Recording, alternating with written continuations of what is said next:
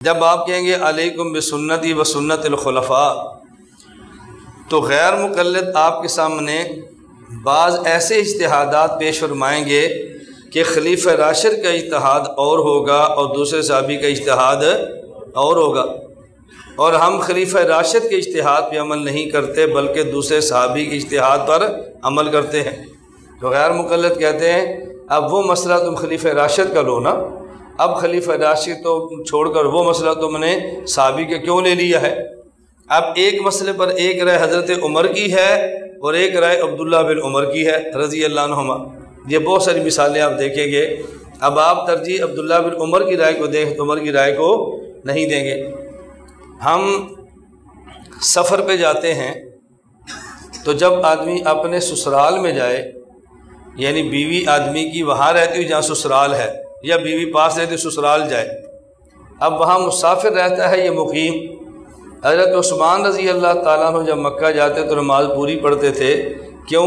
ان کا تأہل سے آدمی مقیم بن جاتا ہے، مسافر نہیں رہتا۔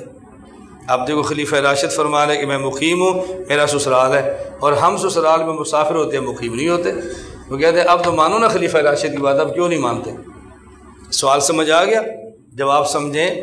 ہم نے کہا اللہ کے نبی نے یہ نہیں فرمایا علیکم بسنتی و اجتہاد الخلفاء، آپ نے فرمایا علیکم بسنتی و سنت الخلفاء۔ سمجھ آئی؟ ایک وہ حدیث پیش کریں گے جو آپ نے بھی پڑھی ہے۔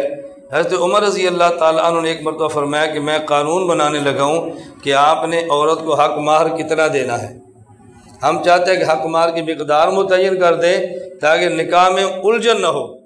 ایک عورت نے کہا، قرآن کہتا ہے وَآتِوا إِحْدَاهُنَّ قِنطَارًا فَلَا تَأْخُذُوا، قرآن کریم کہتا ہے اگر تم سونے کا ڈھیر بھی دے تو واپس نہ لینا۔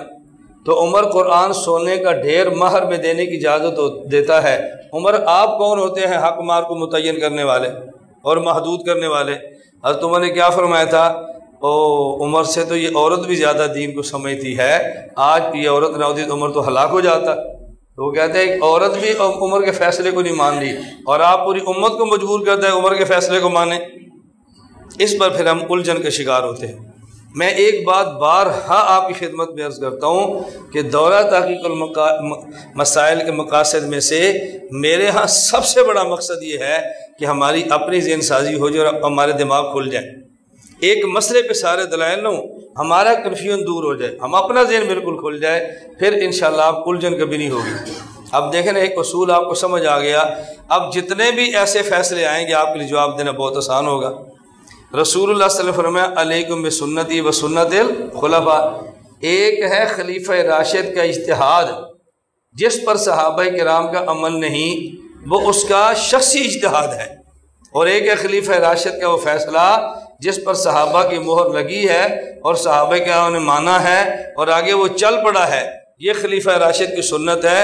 اللہ کے نبی نے خلیفہ راشد کے شخصی اجتہاد پر تمہیں پابند نہیں کیا، اس کے مد مقابل کسی صحابی کا اجتہاد اس سے اعلیٰ بھی ہو سکتا ہے، لیکن خلیفہ راشد کا اگر کسی اختلافی مسئلے پر اجتہاد آ جائے اور پھر اس کو صحابہ مان لیں، اب اس کی حیثیت وہی ہوگی جو اللہ کے نبی کی سنت کی، اب اس کی مخالفت تم نہیں کر سکتے۔ تو اللہ کے نبی نے علیکم بسنتی و سنت الخلفاء فرمایا، و اجتہاد الخلفاء فرمایا۔ اب بات آپ سمجھ آ گئی؟ ایک ہے شخصی اجتہاد اور ایک ہے ایسا اجتہاد کہ جس کو صحابہ کرام نے مانا اور اب وہ اجتہاد سے سنت کی حیثیت میں منتقل ہو گیا۔ اب تمہارے لیے گنجائش نہیں کہ تم اس کے خلاف کوئی کام کرو، اس کو ماننا۔ یہ بات سمجھ آ گئی؟